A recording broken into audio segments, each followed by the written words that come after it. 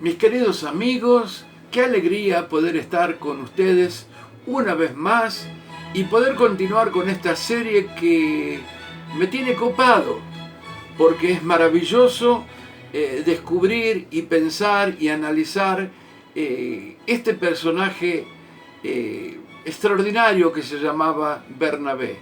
Y voy a continuar con la segunda parte, pero para enriquecer esta enseñanza, yo creo que es muy importante, mis hermanos, que yo haga una pasada por el contexto, por la situación que se estaba viviendo en aquel momento, para que ustedes entiendan de mejor forma.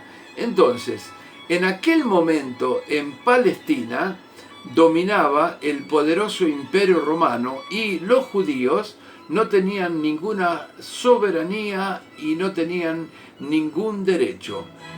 Las calles de Jerusalén habían sido tomadas por muchos soldados romanos y estos soldados eran hombres que ellos ya traían su religión y ellos adoraban distintos dioses de todos los colores y tamaños. Ellos tenían un panteón de dioses. Y en Palestina la religión predominante era el judaísmo. También teníamos prosélitos que eran extranjeros que habían abrazado la religión judaica. El cristianismo a esta altura era considerado un movimiento falluto, digamos. Era considerado una secta que había salido como un brazo del judaísmo y que no tenía todavía mucha aceptación, principalmente porque, como el líder de este movimiento es un nazareno que fue crucificado, eso es absurdo, no tiene ni pie ni cabeza, porque ya la ley de Moisés falaba: maldito aquel que es colgado en un madero, era una maldición. Bueno, el doctor Lucas nos va a presentar inicialmente a nuestro personaje en el capítulo 4, versículo 36 del libro de los Hechos de los Apóstoles.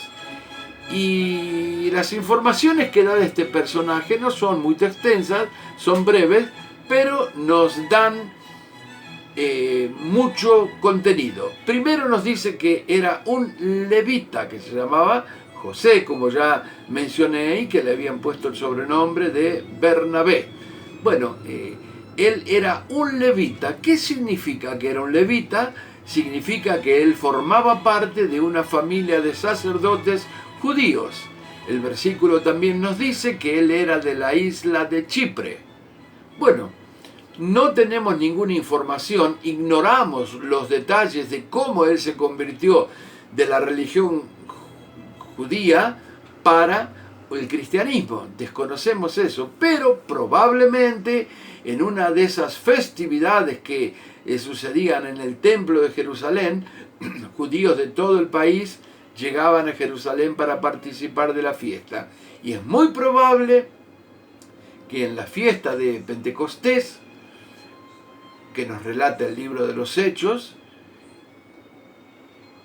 Bernabé es muy posible que él estaba en aquel lugar, escuchó hablar de Cristo, entregó su vida a Cristo y nunca más volvió para Chipre. Bueno, la primera característica que nos va a dar Lucas referente a este muchacho es que él tenía un corazón generoso, el cual estaba direccionado a compartir lo que él tenía con los necesitados. Nos informa también Lucas que él tenía una propiedad, un terreno, que lo vendió y todo el valor de aquella venta lo colocó a los pies de los apóstoles. Quiero decirle a ustedes que los primeros cristianos no tenían nada que ver con los cristianos de hoy, del año 2021. Hoy ser evangélico, solo alegría, solo prosperidad, solo teología de la diversión. No, en aquel tiempo, hermanos, nuestros antepasados sufrieron mucho por abrazar la nueva fe en Cristo Jesús. Muchos fueron separados de sus familias. A nadie le agradaba tener un pariente siguiendo a un Mesías crucificado. Muchos tuvieron que enfrentar desastres económicos, perdieron sus empresas, sus empleos en forma instantánea. Cuando los patrones sabían que ellos habían adoptado esa fe, ya los expulsaban, los quedaban desempleados, y todo esto por causa de que ellos se habían convertido al cristianismo.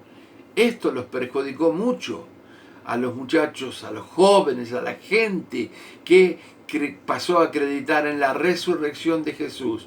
Muchos perdían su herencia total, eran expulsos de sus hogares y sin ningún derecho y sin nada en su bolsillo, sin nada de dinero. Esta era la realidad que tuvo que enfrentar la iglesia primitiva, o sea, cargar sobre sus hombros la obligación de ayudar a los necesitados.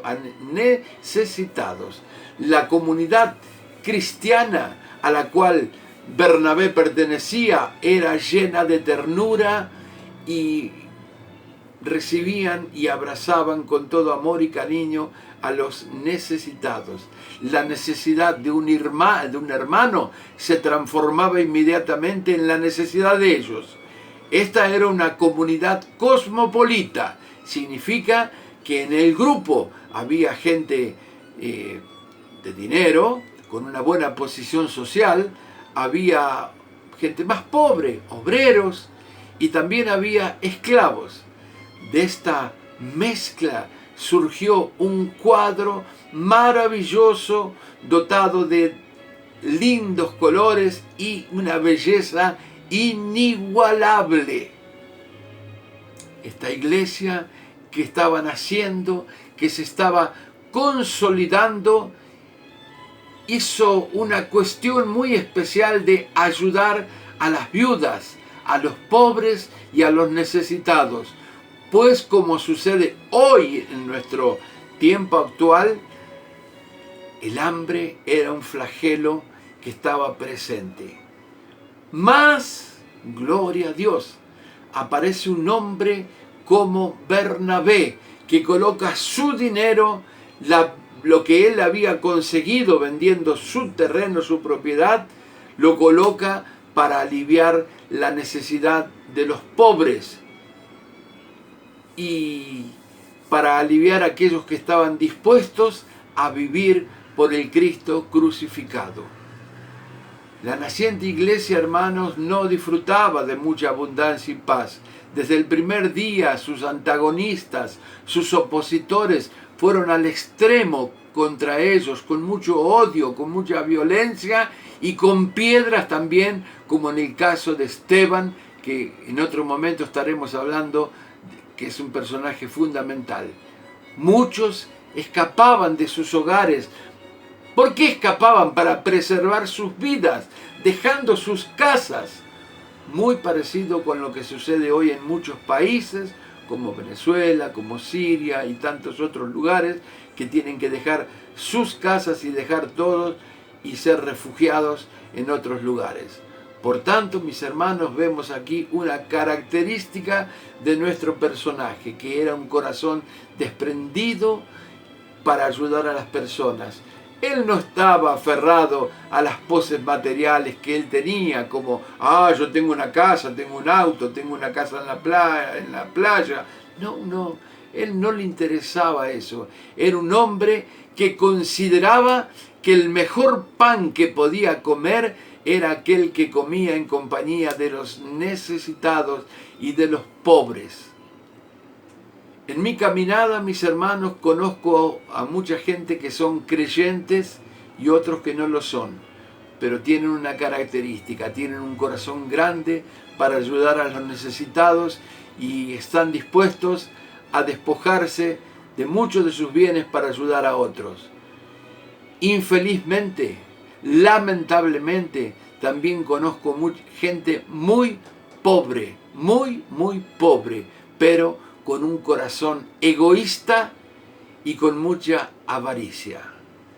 Termino esta reflexión, mis hermanos, con las palabras del sabio Agur, registradas en el libro de Proverbios, capítulo 30, versículos 8 y 9. Y voy a dar lectura de la versión El Mensaje. Y dice de la siguiente forma: dame el alimento suficiente para vivir, ni mucho ni poco. ¿Por qué? Porque si yo tengo mucho, puedo pensar que lo que tengo depende de mí, que lo gané con la fuerza de mis brazos, y decir, ¿para qué preciso de Dios? Y si tengo poco, puedo venir a robar y así deshonrar el nombre de mi Dios. ¡Qué palabras maravillosas! Amado Señor, que en este presente tiempo puedan aparecer hombres como Bernabé, hombres desprendidos con un corazón abierto para ayudar a los necesitados. Muchas gracias, Señor, te damos en este momento por aquellos empresarios, por aquellos industriales, por aquellos hombres y mujeres que escucharon el clamor de los pobres y de los necesitados y atendieron al llamado de Dios y están ayudando. Muchas gracias, Señor, por esto. Muchas gracias. En el nombre de Jesucristo nuestro Señor. Qué bueno que es analizar esto. Si te gustó esta reflexión, compartila con tus amigos, con tus familiares. No la apagues, sino que compartila con otros para que sea de bendición a otras personas. Hasta aquí ha sido por este día y vamos a continuar hablando de este personaje maravilloso. Entonces, hasta aquí, que el amor de Dios, que la gracia de nuestro Señor Jesucristo y las grandes consolaciones del Espíritu Santo de Dios y sus dones sea sobre cada una de sus vidas. Un grande abrazo de tu amigo y hermano Luis.